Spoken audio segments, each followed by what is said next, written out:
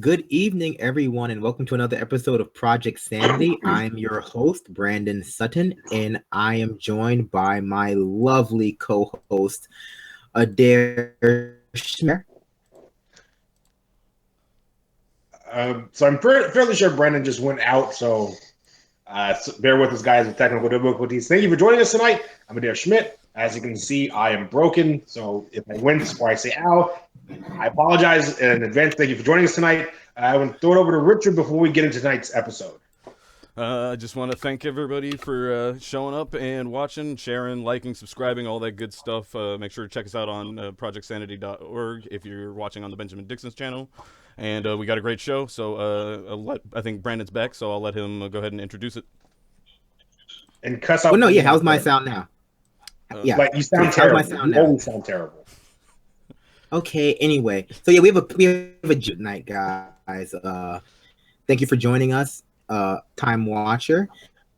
Please hit the subscribe and like button down at the bottom, wherever, I don't know. Whether you're watching on the Benjamin Dixon Show channel, thank you for hosting us, Benjamin Dixon, or on the Project Sanity channel. It helps out a lot. I love you for it. Follow our Twitter handles if you are so inclined. Tonight we're going to be starting our discussion with came out of Vault7. And Adair wants to introduce that because he's a conspiracy theorist. So go ahead, Adair. I'm not a conspiracy theorist. I'm going to have some very choice words to be on Twitter. But anyways, folks, for those of you who have not read the Vault7 leaks from Wikipedia, WikiLeaks, or any of the subsequent fallout thereof on whatever news site you may go to, here's the gist of it. There was a major leak at the CIA recently, larger than the Snowden leaks, both just in terms of content and in what's considered some types of revelations. So what Vault7 is, folks, is just the revelation of the CIA's ability to hack everything from your phone to your car to your TV.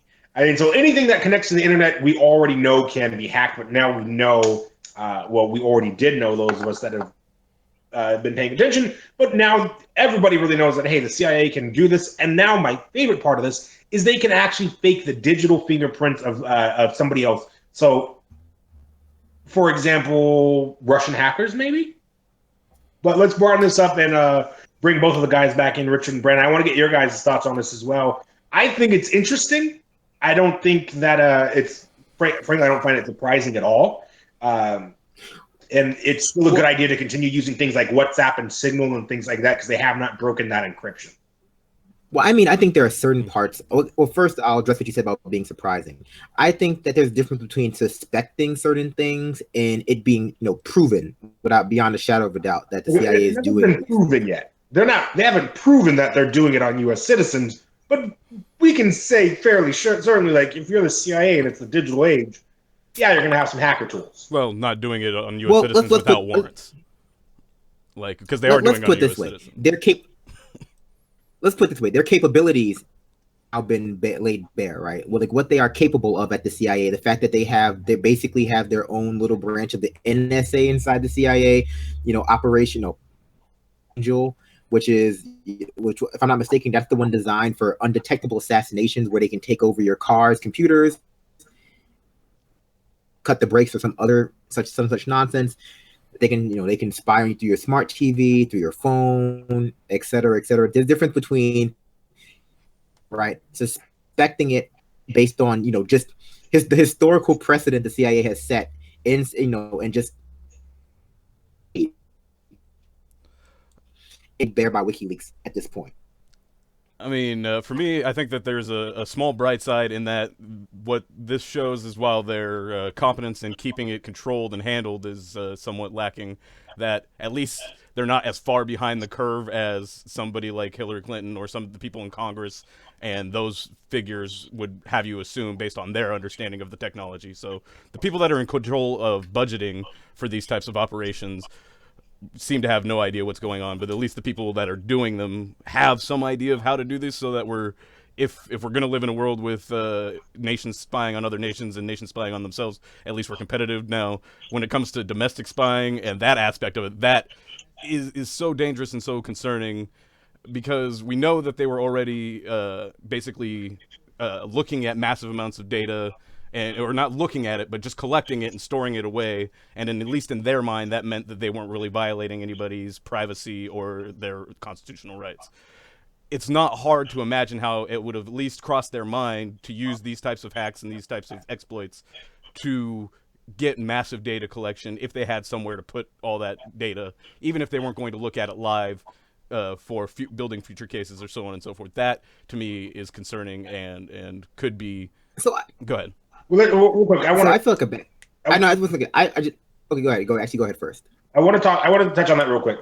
So what the CIA has the capability of is not right now mass data collection or signal intelligence like the NSA does. The NSA does the signal intelligence. What the CIA, and having read through at least the introduction to Vault7 and going through that, what this is for just basic, I'm going to spy on this specific target kind of thing. So the smart TVs, for example, can be put in a fake off mode, which then the TV acts as a bug, right? And it records all conversations that are going on in the room.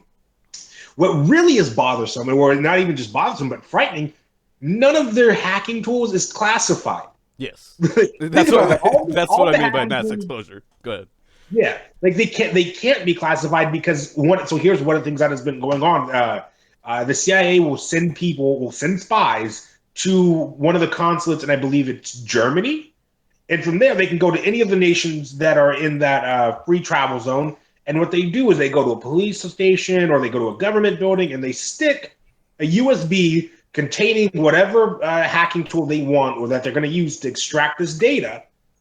And that has to connect to the internet. So because it has to connect to the internet, that hacking tool cannot be classified. Otherwise, they'd be in violation of American law, not just, the whole spying on other nations, other sovereign nations, and just going, oh yeah, we're going to steal this data. And the master stroke is how they get in.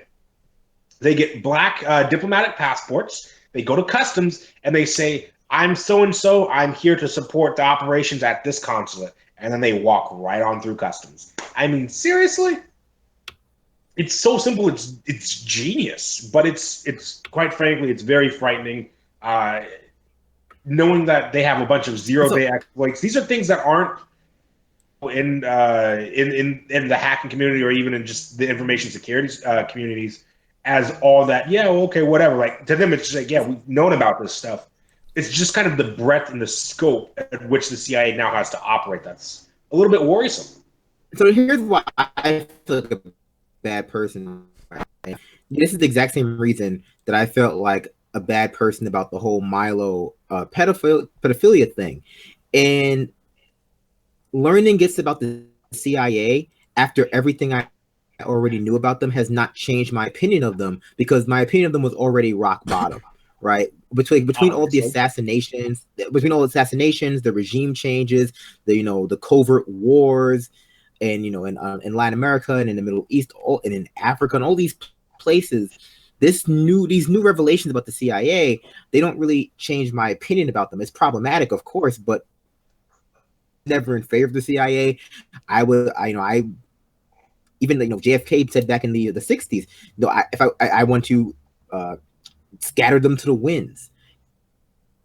New revelation is not particularly it's interesting, but it's not going to change my opinion about them in any meaningful way. No, it's good.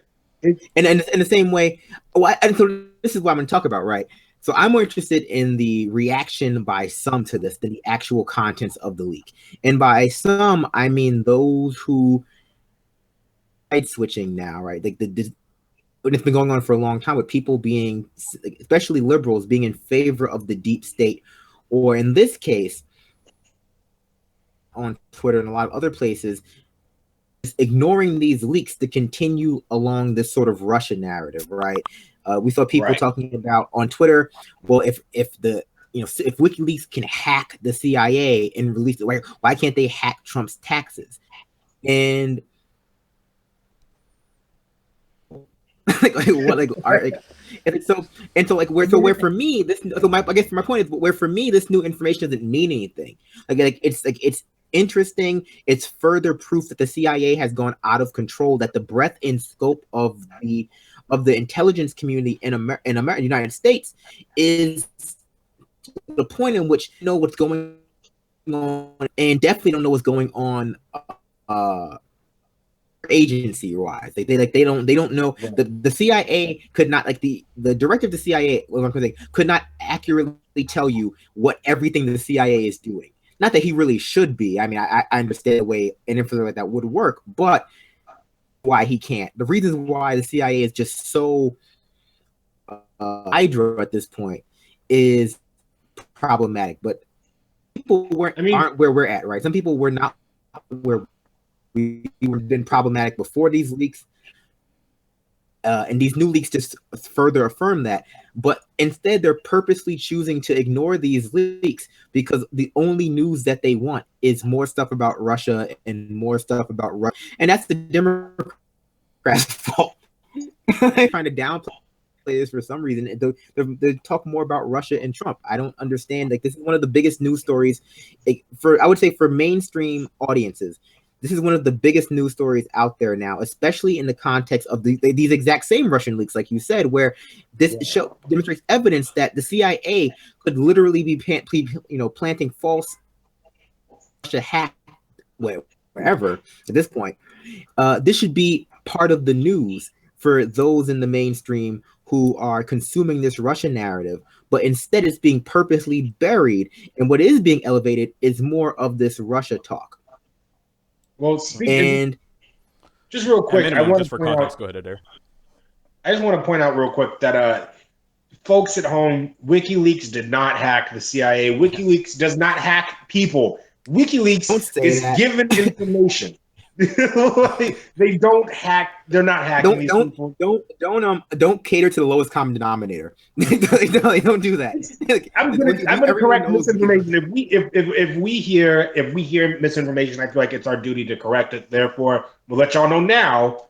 They just released the information. They don't get it, and the FBI has actually launched a criminal investigation to find the source of the leak.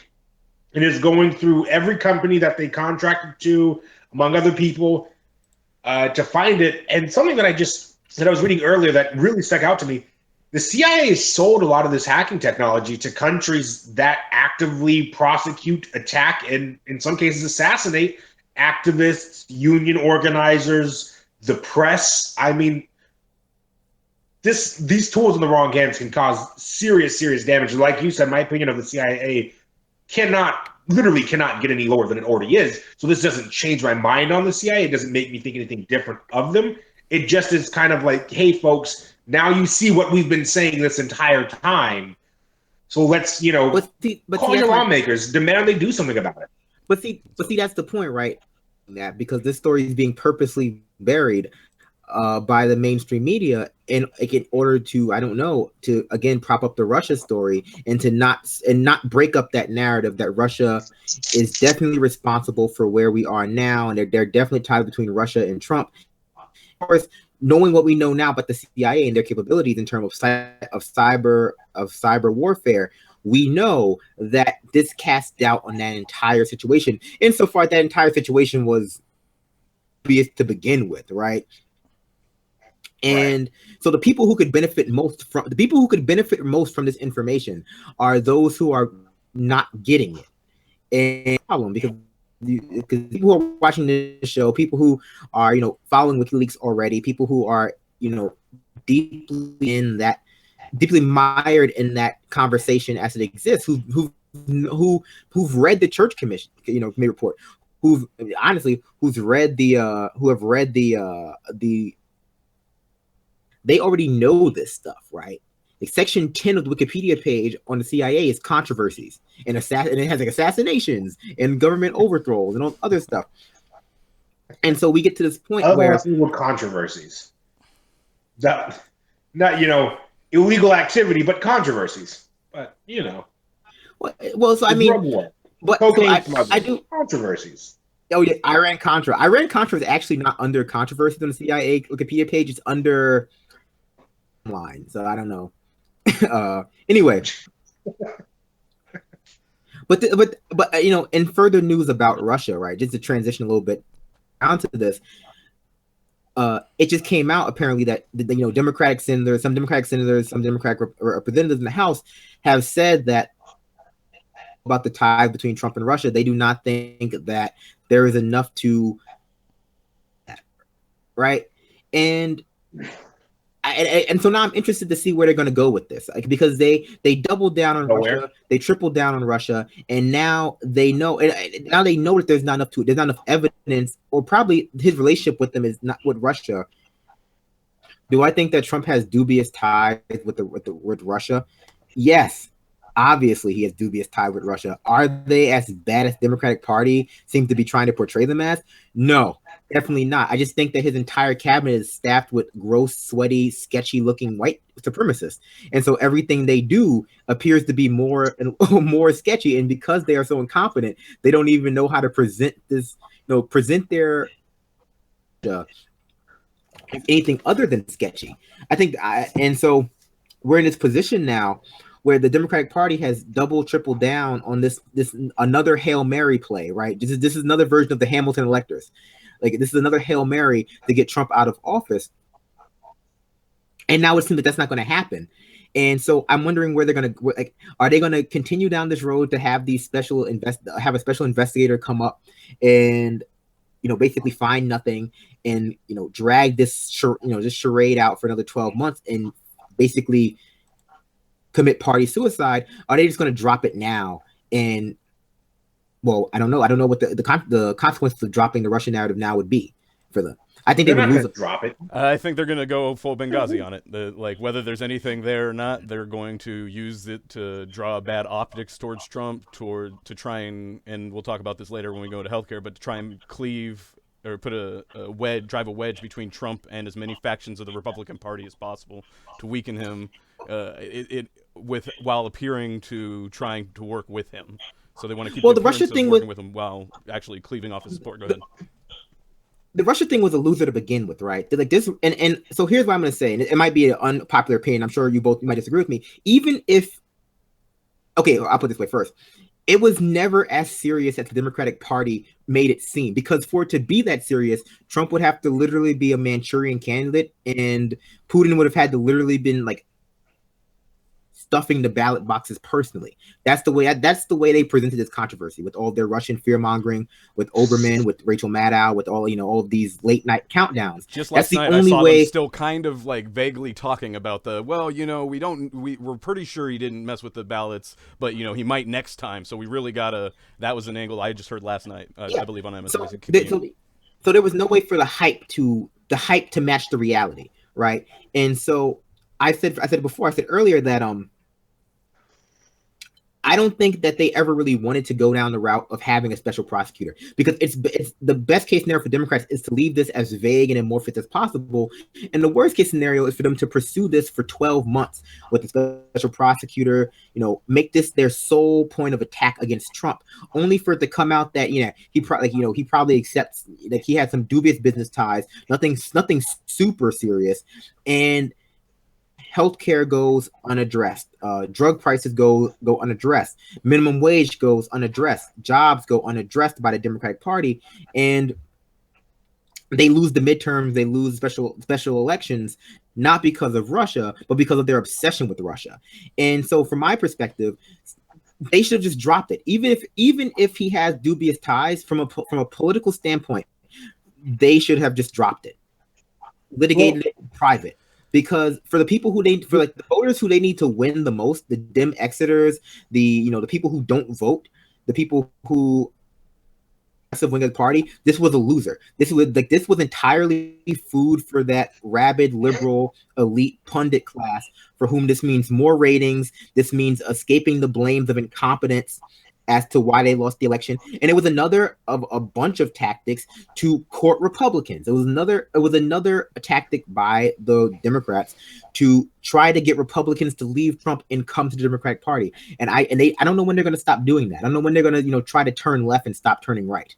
Well, I think you're right that it is a terrible idea, and that's basically been my governing idea of what the Democratic Party is doing or planning, is think about what's the worst possible and stubborn and wrong-headed thing for them to do, and that's probably what they're going to dive headlong into. Worse than this is one of the last thing. I'm sorry, there. Worse than terrible, it's masturbatory, right? It's a way for them to jack off about the idea that the only way they and Hillary Clinton could have lost, was because of some sort of vast international controversy. as opposed to her just being unlikable. It's that level of disregard for reality and just basically pleasing yourself in the public about like how amazing you committed no fault, and it's troubling. Go ahead, Adair. I'm sorry, I interrupted you. I think if they didn't get a special prosecutor, I think some things would come up, but I don't think it would have anything to do with illegal elections or election hacking. I think it would have to come up, with Trump doing. Sorry about that, folks. I heard an echo in the background. I thought I may have had one on my own end, but I think what they would find is that Trump did illegal shit like every rich white dude does. He's probably got a predilection for drugs and underage girls because that's some things that have been linked to Trump in the past.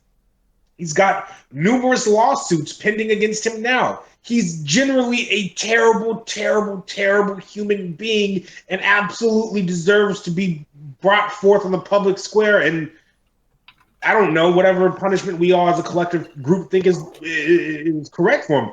But that being said, I think I agree with Brandon on this. I don't think there really is anything that the Dems can do. This was not for the everyday average voter. And what the Dems don't understand and refuse to understand is they are not going to win middle America, folks. You're not going to win rural white America like that. I was reading a great article the other day, and from somebody from inside that community, the logic is this: unless you are viewed as an insider of this community, no matter what you say, you're never going to be accepted. There's an inherent level of racism in some of those communities, not because because systemically people are racist in America, but B, because their idea of Christianity is that it's a white Christian male God. And if you are a white Christian male, you are therefore in the image of God. And if you are not white and male, therefore, you must have had something like historically back in some time, you can't really be our equal because you weren't white and male. And that's what God looks like. So you must have been some lesser thing or cursed or this or that or the other thing. And these opinions don't change unless it hits really close to home. So until the Republicans come out and flat out say, we're going to screw middle America, or they cut the farm bill, right? Or they cut these subsidies, or they do these things, and until it hits close to home, you're not going to court them. What Democrats would be better off doing is just trying to make life better for everybody. But instead of actually doing what they should be doing the right thing, listening to the progressive side of the party, listening to the Bernie Sanders folks, if you so wish to call them, the Keith Ellison side of the folks, the actual grassroots of what the Democratic Party used to be, and focus on things like raising the minimum wage, making college education free. And I mean both university and technical colleges. And rebuilding infrastructure and all these other things that they talk so eloquently about and say, well, these things are failing. What are you going to do, Trump? No, what are you going to do? That's such a smart point, Adair, right? And that's why I was saying that even if this were true, there's a difference between like, hey, this is the right thing to do. Investigating the ties between Russia and Trump is the right thing to do. Yeah, but the political expedient thing to do would be to actually start speaking to the concerns of your base and the people who are rapidly leaving the party. And so this Russia narrative, even if it is true, and it could never be as true as it needed to be to make the Democrats look better, especially since this Russian narrative is crafted just to absolve Hillary Clinton of her sins. And that's another important aspect of this, right? People keep trying to make this about Trump, but a lot of this Russia stuff is about Hillary Clinton and the refusal of Democrats to their queen, their personification of their establishment policies, and they just refuse to alienate her. They refuse to, and in not alienating her, this Russia, this need to speak to Russia's involvement to speaking to the concerns of the elite in the both elite Republicans and elite Democrats, right? That's who they're after, this middle class elite white vote. Like that's who they want to be their base. They don't want poor working class white people. They don't simply want this elite middle class urban and suburban voter. And this is who that narrative. This narrative is not for millennials. Well, I think part of what's It's so not the Rust. frustrating for everyone, especially millennials and other folks, is that they got the idea of political expediency rammed down their throats by the Hillary Clinton camp, and how that's why they could ignore all of these other issues and ignore Hillary's faults and so on and so forth. And then when it comes to a situation where political expediency points them towards somebody like Bernie Sanders, towards the Keith Ellison wing, towards that type of going that direction, they've totally flaunted that for sake of what you, as you mentioned, basically trying to save Hillary Clinton's legacy and to try and preserve the ideas within that wing of the party. And I think that's one of the things that's particularly frustrating about not voting in Ellison, not voting in anybody else from the Bernie wing on any of the other DNC positions, not turning towards the progressive left, but instead trying to catch up with Donald Trump, who will promise the people that we're describing anything they want. If they want free beer Fridays, Donald Trump will promise them that.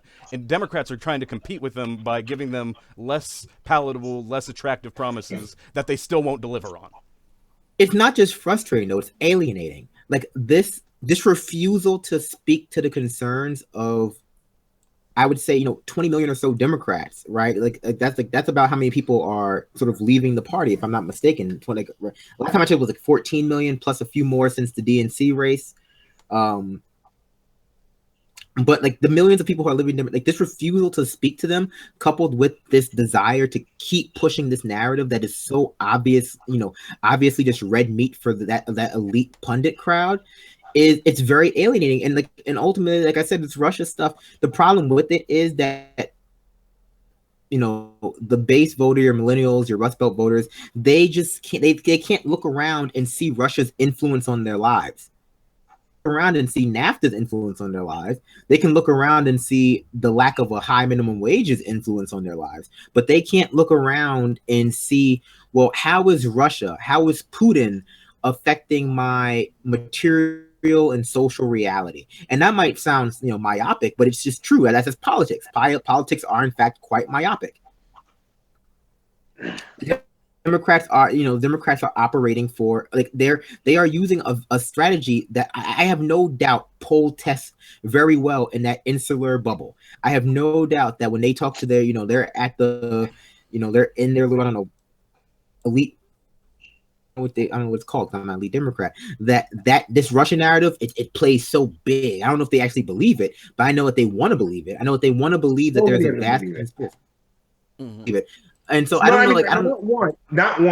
know plenty of running in Democratic circles, they're quite small. Running in Democratic circles in Washington, I know a number of Democrats that believe Russia had influenced the election, if not outright hacked it. They actually believe this, and it's almost a case of mass hysteria. It's a case of mass Russian hysteria within the Democratic Party. Those people believe it. The problem is, though, the people that they need to be attracting, the Rust Belt, well, some of the Rust Belt, I actually won't say the Rust Belt, I'll say Middle America. I will say what is classically referred to as flyover country.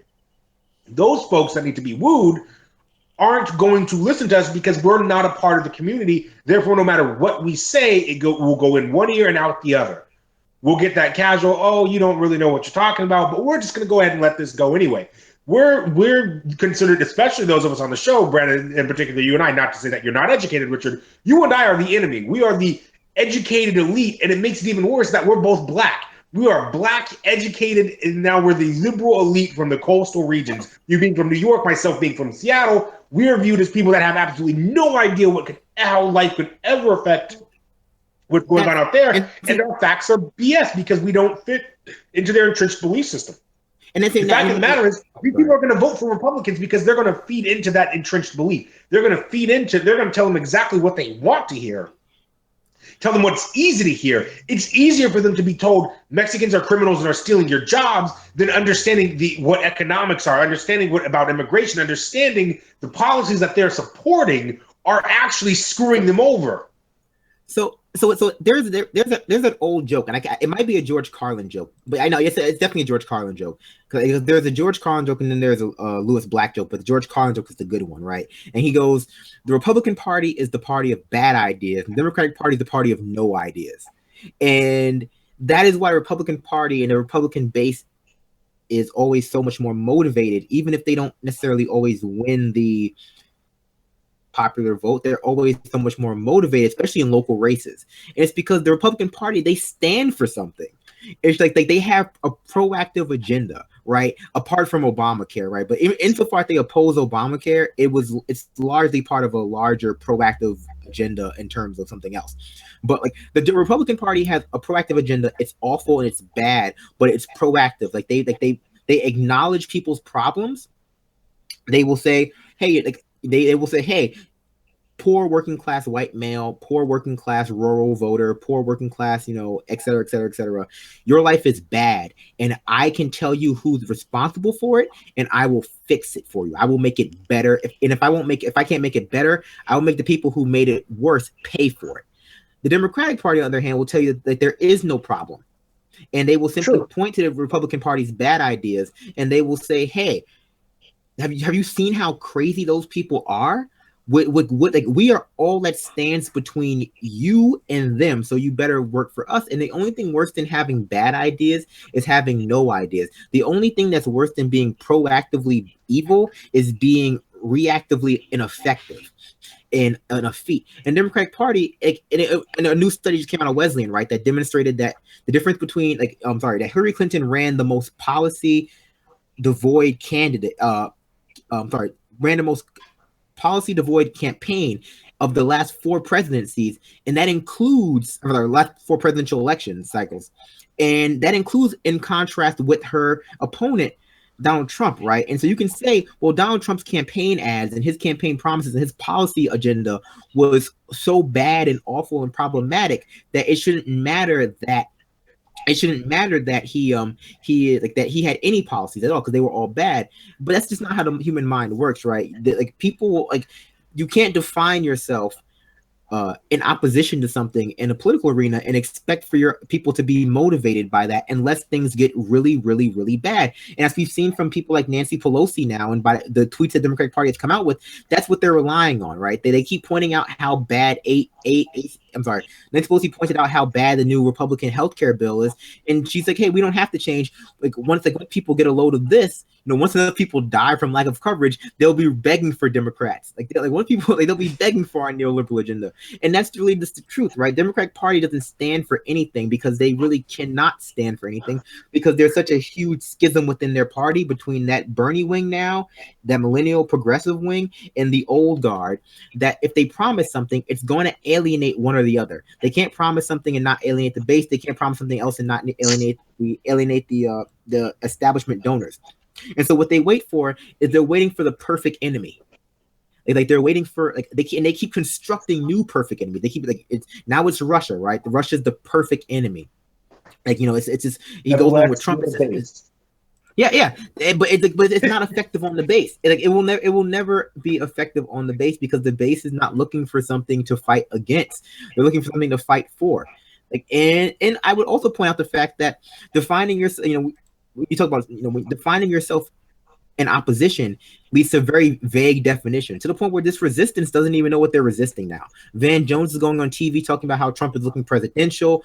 Manchin's clapping for making America great again. They're voting in all of his cabinet positions, because you can't define yourself from a policy agenda, from a governing agenda, and through opposition, unless you're willing to actually, if not actually, but at least sort of symbolically and performatively oppose everything the person does.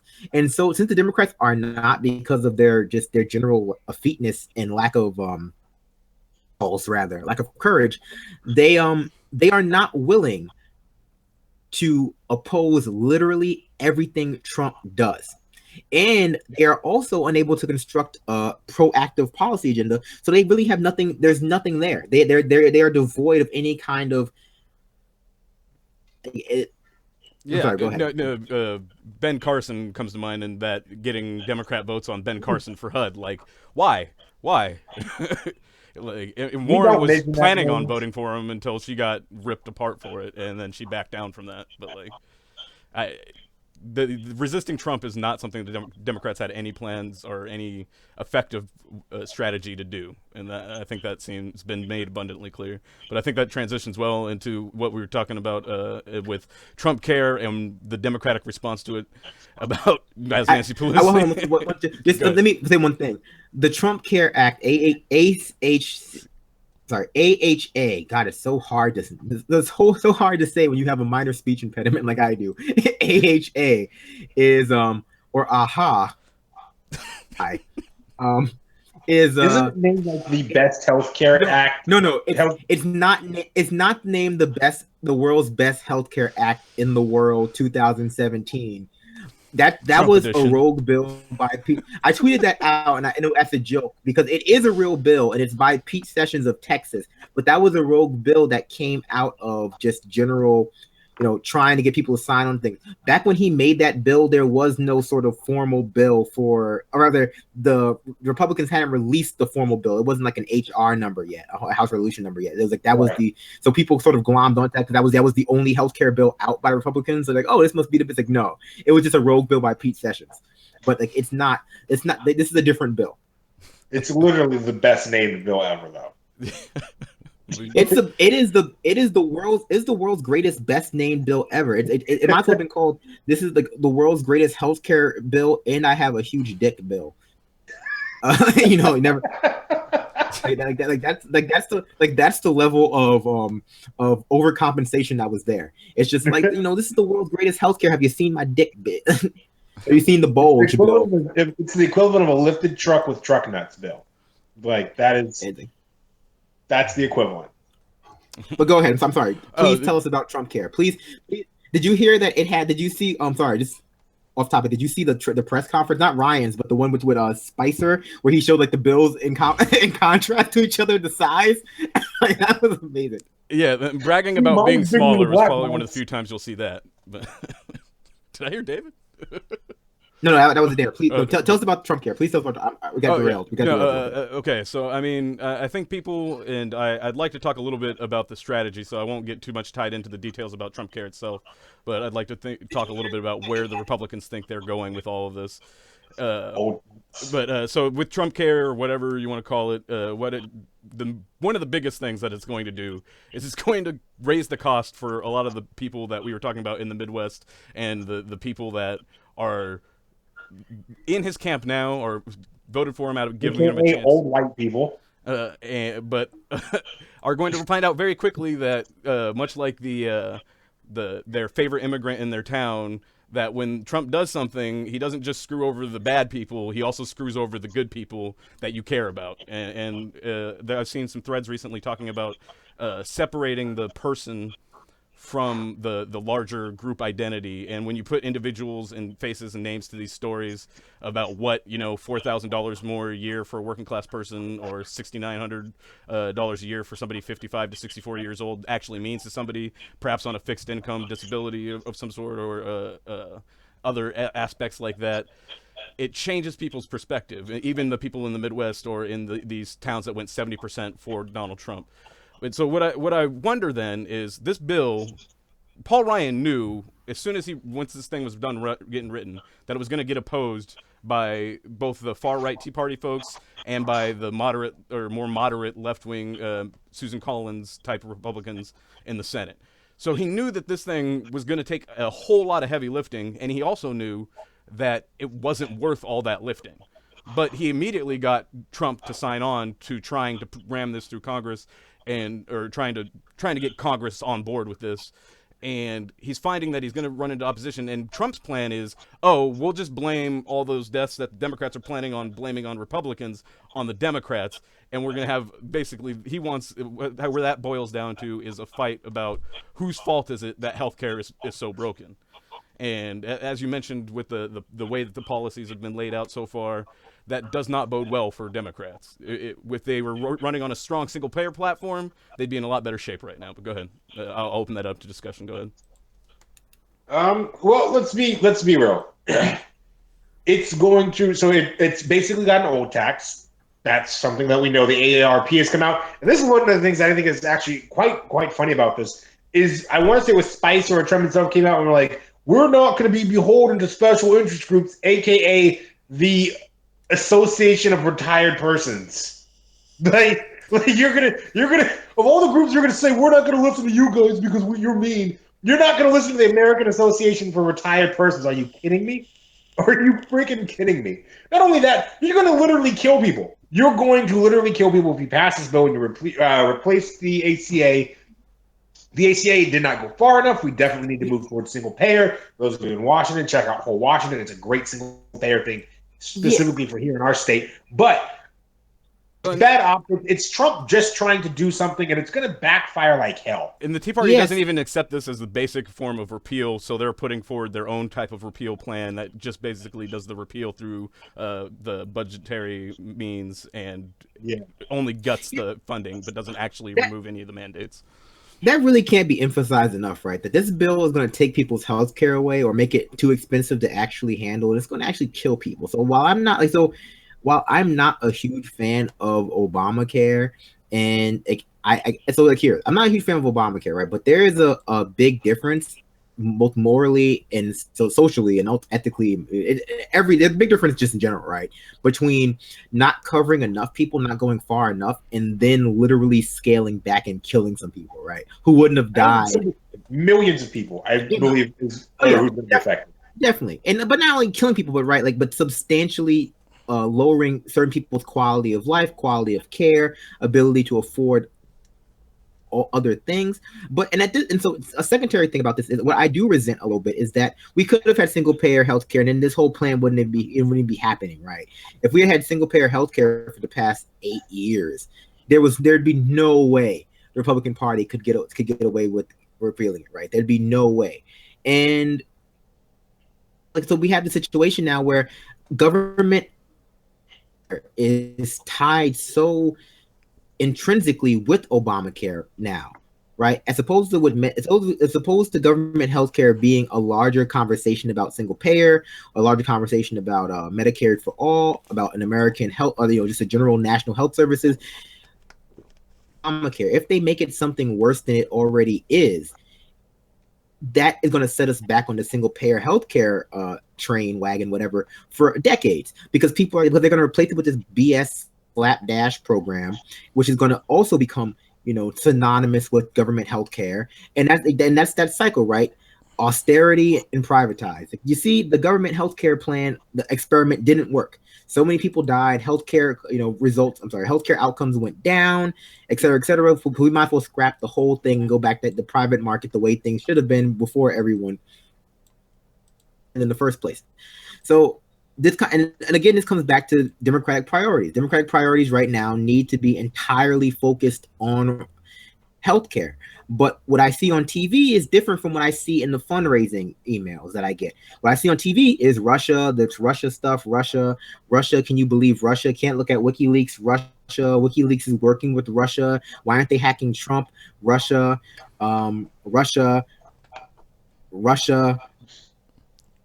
the fundraising email I see. Did you know? That the Republicans are going to cut your health? I did know that. Why aren't you talking about that on TV? Why am I only seeing that time for fundraising? And it's this kind of weird meld of, even then, right? So let's pretend because it is on TV sometimes. I'm not going to make that blanket statement. Even the way they frame this conversation about your health care is another one of these fear-mongering, scare-mongering tactics. Like they're going to take your healthcare and people are going to die. When I would prefer, to be perfectly honest, if the Democratic Party came out there and was just like, you're right, Obamacare is flawed. Let's work towards single payer. That's what Bernie Sanders said. Hammer that home. Don't let them put you in the back foot. I know you've lost literally everything and now you feel like you're in the back foot. But if you come out strongly in favor of something like something that people can understand, it's already popular, already has majority support.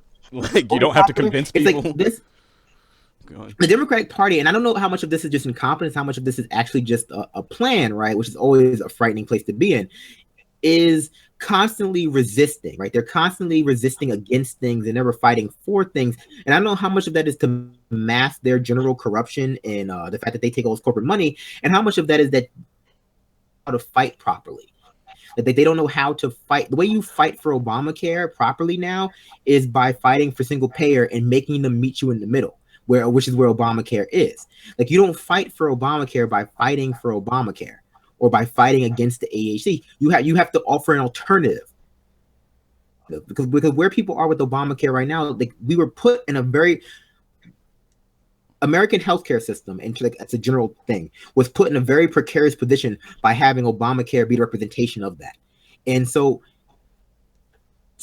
enthralled with Obamacare that they could be compelled to defend it.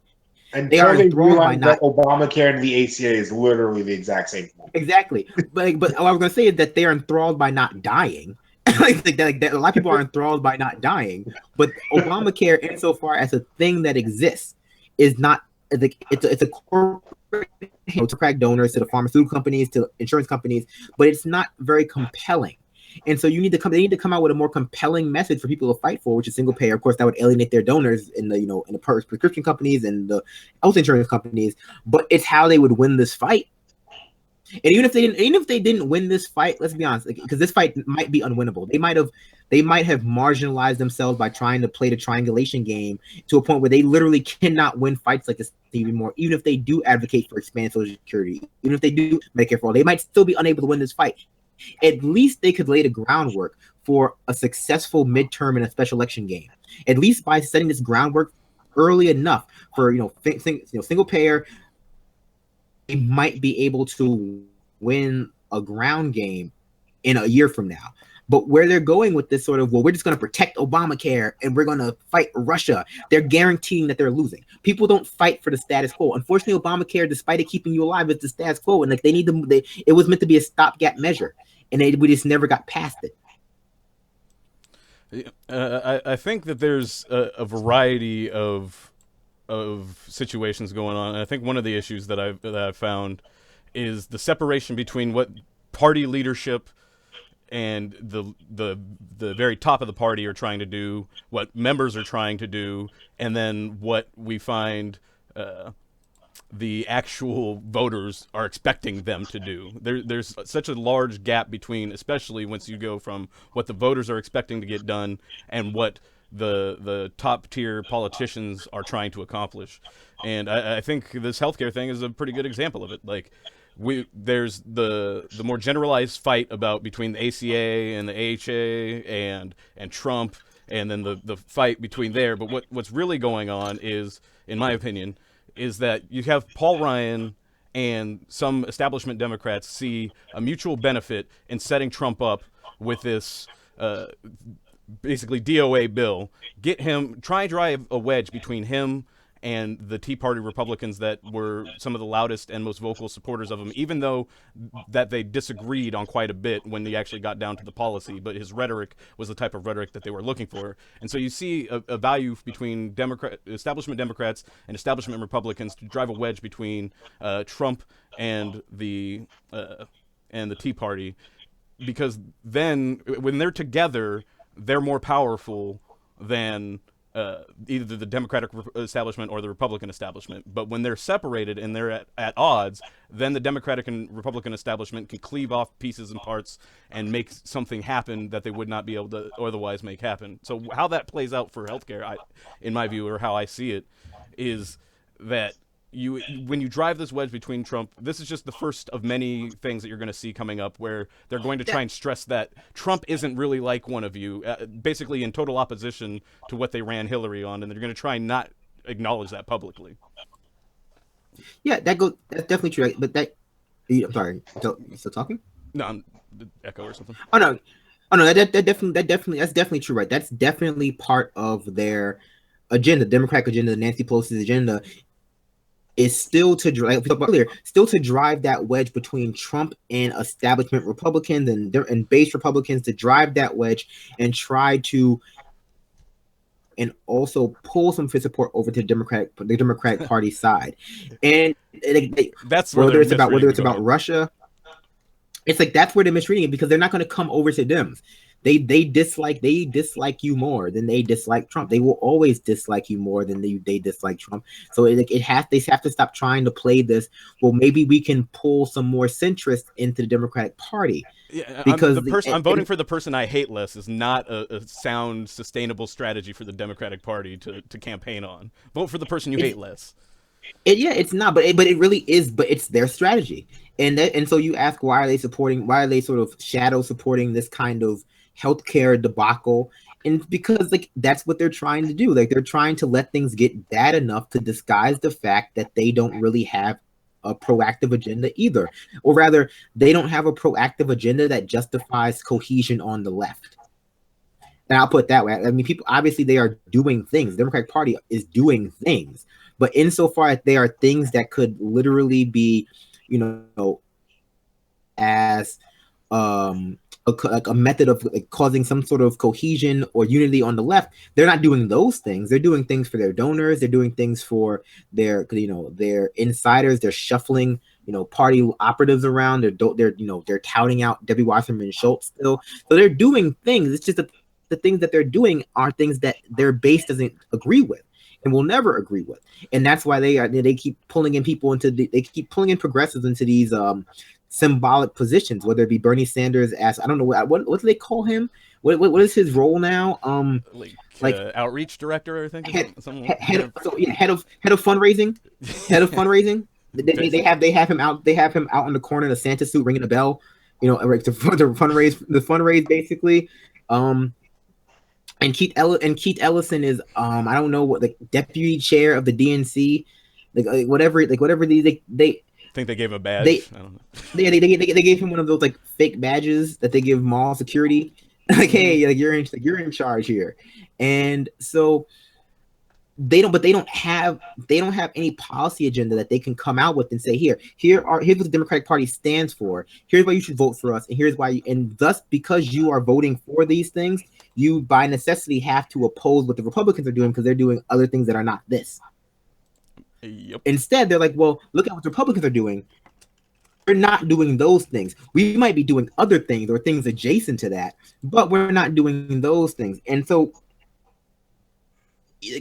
it's frustrating. It's especially when you combine this with Russia and you combine this with the Hamilton electors and all of these Hail Mary passes. And I like this analogy, right? I mean, you can get a lot, but the Democratic Party keeps trying these Hail Mary plays to win and to install Hillary Clinton and to install some Hillary Clinton light, whether it be Cory Booker or Kirsten Gillibrand or any other person.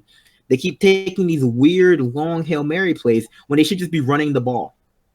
I gotta admit, we might be hopeless until 2018. Oh, it's simply that, but the running the ball thing just hurt me as Seahawks fans. So throwing Hail Mary and running passes when you should be running the ball, man. Beast mode. Anyway, they're throwing these Hail Marys to justify the fact that they spent all of their money on a quarterback. Yeah. Quarterbacks, they want to keep giving them a shot, but you should just be running the ball. And it might be slower, but here's the thing: we didn't get to where we're at right now overnight. A lot of people, it seems that way because they weren't really paying attention until last night. But we didn't get here overnight, and we're going to be here for a while. So we have to start making moves, making coherent strategies to how do we get out of this. Not how can we construct more Keenan and Kel Pinky in the brain plans to install Hillary Clinton. Yeah, no, exactly. And every time I see the little machinations working in place, it just frustrates me so. But we are running out of time, and we don't have a lot of time. I did just want to mention quickly before we end the broadcast that without talking, and on your point, without going into the idea of the deep state, but more practically, there is a permanent political class. There are people whose lifetimes are spent basically running elections, winning elections, losing elections, helping write legislations, being assistants. It's an entire industry. And the idea of taking money out of politics and making it more about, going to town halls and getting your people's opinions and actually understanding things that way, you're talking about killing a whole lot of very cushy six-figure jobs and a lot of media advertising and all sorts of stuff. So when you talk about destroying an industry like that, you're going to get a lot of people very defensive, and especially if they're, in my opinion, addicted to the money and power that's associated with it, they're going to be even more, or they're going to be even less likely to let go peacefully. And so with we'll be wrapping up. So I just want to thank people and let Brandon close out the show. Yeah, I just want to say good night, and I'll just end it on this. Whether we're talking about these weird, like, this impeachment plan, or whether we're talking about some sort of weird Hamilton elector thing, the notion seems to be the same, right? We need to have a quick fix to this Trump problem, and so everyone can go back to the way things were under Obama, but that's not really a solution. They're coming, and I saw on Twitter today someone say, well, if we just impeach Trump, then Pence will be there. And it's like, yes, well, that would be an incremental. That would, like, we just have to fight Pence. That'd be an incremental change into a step in the right direction. But people aren't interested in making a step in the right direction towards normalcy. They're interested in making one big leap back into delusion. And for everyone who is saying that we'll elect Hillary Clinton and fight her afterwards, their desire for these really weird Hail Mary plays to install someone else, like, it reveals how disingenuous that always was. They were never planning on fighting. Most people were never planning on fighting Hillary Clinton or holding her feet to the fire. They were planning on electing her and going to sleep. But now we have to actually start composing long-term strategies to remove us from the situation that Trump has put us in. And the Democratic Party just does not seem to want to do that yet. They want to keep with these. I don't know what their next plan is going to be, but all right, that was less coherent than I needed to be. But yeah, we're running out of time. I just want to say thank you all for joining us. I'll say goodnight for Adair as well because he had to go. Please like, subscribe, and share. Take it easy. Good night, everyone.